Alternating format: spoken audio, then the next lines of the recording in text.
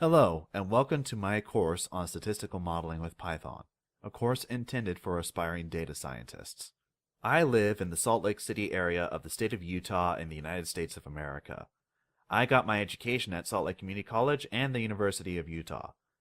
I double majored in college, earning a Bachelor's of Science in Mathematics with an emphasis in statistics and an Honors Bachelor of Science in Economics. 2 years later, I earned a certificate in Big Data from the University of Utah. Currently, I'm a graduate student at the Mathematics Department of the University of Utah. I study financial econometric techniques and time series methods. I teach statistics courses at the University of Utah, from basic statistics courses to intermediate statistics courses in our programming labs. I have lectured on using Python for analyzing stock data. To learn more about me, visit my website, where you can see some of the past work I've done and read my blog. I write on statistics and programming topics, along with other topics I'm particularly interested in, such as politics and economics. You are welcome to follow me on Twitter, where I update on my writings and thoughts about various topics. Now, on to the course overview. The first section focuses on classical methods in statistics. I start by showing how to get the basic statistical summaries, such as means, medians, standard deviations, and so on from pandas data frames. Next, I look at computing confidence intervals and performing classical hypothesis testing when the quantity of interest is a proportion. Next is like the previous, but focusing on the mean of data drawn from a continuum. After seeing the classical statistical methods, we move on to Bayesian statistics, first discussing the Bayesian inference approach. The next two repeat what we saw earlier, but from a Bayesian perspective. We start with Bayesian inference for proportions, then we see Bayesian inference for means. The section ends with discussing bivariate data, particularly discovering correlations. Next, we move on to supervised learning. It discusses the basic idea of supervised learning, particularly in the context of classification. We start with basic principles of supervised learning and why we should split data into training and test data. Next comes training machine learning models with important ideas such as cross-validation. Then I discuss how to evaluate the results of models, particularly for binary classification. We move on to binary prediction models, looking at a collection of methods for binary classification. First, we see how to classify data using k-nearest neighbors. Then we see decision trees. Random forests extend decision trees. We then use the naive Bayes algorithm. We see SVMs, a famous machine learning classifier. Then we perform logistic regression. We end with a discussion of how to turn binary classifiers into multi-class classifiers. In the fourth section, I discuss regression analysis, starting with OLS. Since regression analysis is not the same as classification, I share some methods for evaluating regression model results. Then we see how Bayesians approach linear regression. We then see alternative regression approaches. We first see ridge regression, then there's lasso regression. I end the section with spleen interpolation, which technically isn't regression but resembles it and is worthwhile knowing. In the fifth section, I discuss neural networks, a machine learning model that has gotten a lot of attention in recent years. I first discuss the perceptron algorithm, which is a building block for neural networks and also nicely introduces online learning.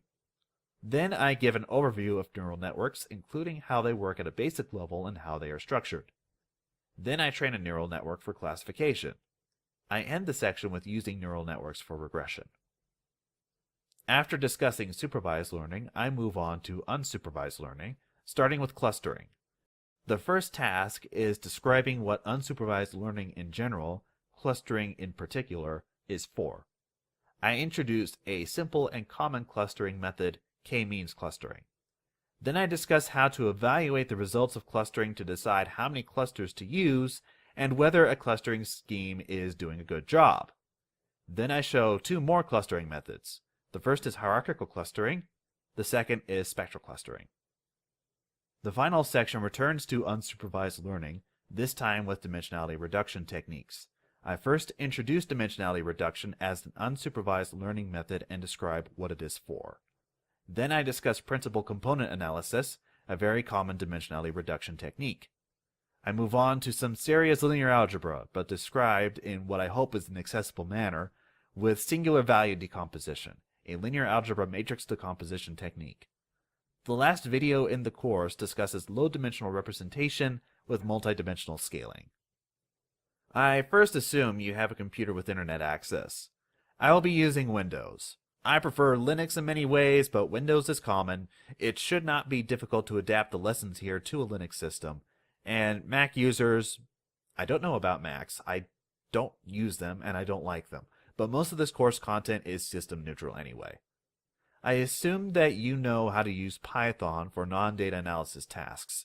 You know basic Python objects, you know what if statements are, what loops are, what variables are, how to use and write functions, manage libraries and packages, and Python's flavor of object-oriented programming. I assume you have watched my video course, Unpacking NumPy and Pandas.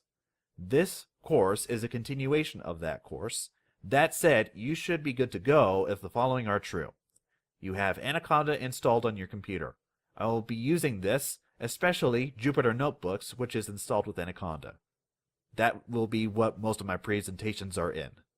I assume that you know how to use Anaconda for tasks such as package management, in case you need to install the packages that I use.